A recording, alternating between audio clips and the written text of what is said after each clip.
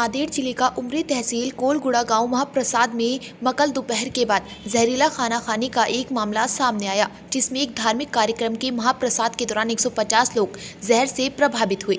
यह खबर सामने आते ही सामाजिक कार्यकर्ता कैलाश गोठेकर ने तुरंत इन सभी मरीजों की सेवा के लिए उमरी स्थित स्वास्थ्य केंद्र में भर्ती कराया।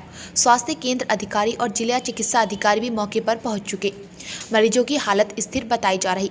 भंडारा कार्यक्रम में खीर, वरण, चावल, सब्जी का महाप्रसाद रखा गया था।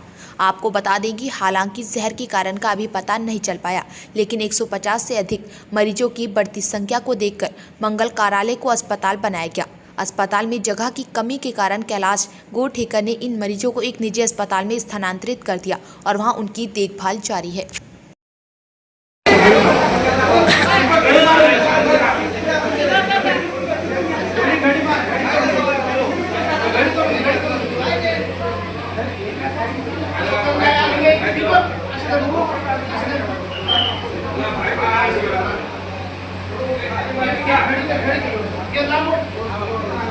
कोलगुड़ा इथे लक्ष्मी मातेचा भवानीचा आंबिले हा कार्यक्रमामध्ये विषबाधा झाली, परंतु 150 ते 200 पेशंट आले होते उमरी इथे।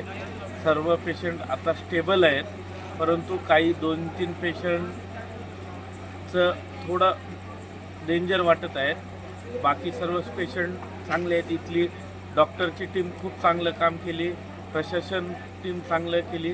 सर्वजण याच्यामध्ये सहभागी होऊन उमरी नगरपालिका कर्मचारी असतील, सर्वजण मिसळून चांगल्या प्रकारे या ठिकाणी हँडल झालेले आहे। किती पेशंट आहेत, काय सांगता येईल तुमच्या?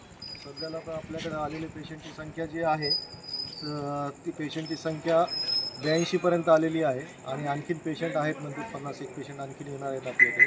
तर सध्या आलेल्या पेशंटपैकी सर्व पेशंट स्टेबल आहेत। त्यांना प्राथमिक उपचार आपण दिलेला आहे। त्यांना लूज मोशन आणि वॉमिटिंग आहे, की जे की फूड पॉइझनिंगचे सिम्पटम्स दाखवते। गावात काहीतरी कार्यक्रम असत्या ठिकाणी त्या लोकांनी तिथं आंबील पिलेलं होतं आणि त्यातून हे झाल्याचा प्राथमिक अंदाज आहे।